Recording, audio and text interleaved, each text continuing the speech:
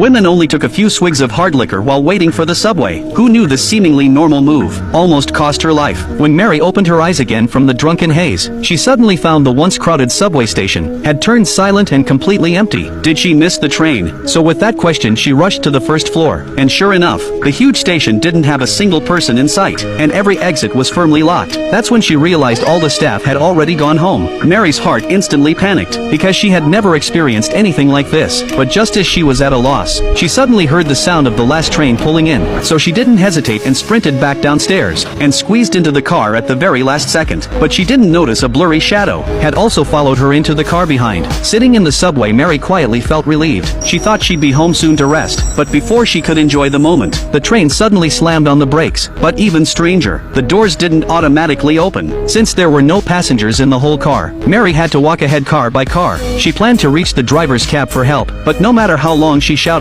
no one responded. The peephole was too small. Mary couldn't see anything inside the cab, but what she didn't know was that the driver had already died before Mary could react. The train's circuit suddenly malfunctioned. The instant darkness made her hair stand on end. But fortunately, she noticed a faint light coming from the next car. It looked like a phone flashlight. At first she thought it might be a subway repair worker. She got excited, like grabbing a life-saving rope, and walked over to say something. But no matter how long she talked, the person stayed silent, and even moved slowly toward her. Mary panicked immediately. Her instinct told her she needed to leave right away, but she was too nervous, and tripped on the floor. When the person got close, Mary finally realized in horror. This tall man was actually her co-worker, the same guy who had followed her onto the train. Because at work, he always stared at Mary's sexy body. To get close to his dream girl, he came up with this creepy plan to manufacture a coincidence, so he could win her heart. Then the co-worker licked his lips, and said he wanted to be friends with Mary, but the moment she refused he tackled her to the ground. Just as Mary was about to be harmed, the train doors suddenly opened by themselves like something eerie.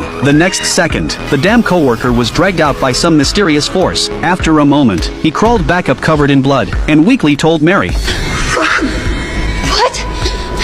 Mary didn't dare stay another second. She sprinted through car after car, then pried open the driver's cab and hid inside. But before she could catch her breath, she saw a terrifying shadow flash past the door. Mary had no choice but to keep running. Soon she passed through the tunnel and reached another platform. But this place was also completely empty. All the doors were locked. Just when Mary was about to lose hope, she heard a strange sound behind her. She carefully peeked, and realized it was a dog. She suddenly thought if there's a dog, there must be a dog owner. So she chased after it, and eventually reached a ventilation shaft. Sure enough, inside she found a homeless couple. Mary's sudden appearance startled them, but when they learned Mary was offering big money for help finding a way out, the homeless man pocketed the cash right away, and led her to find an exit. But they didn't know that the moment they left, a figure slowly entered the vent. Meanwhile,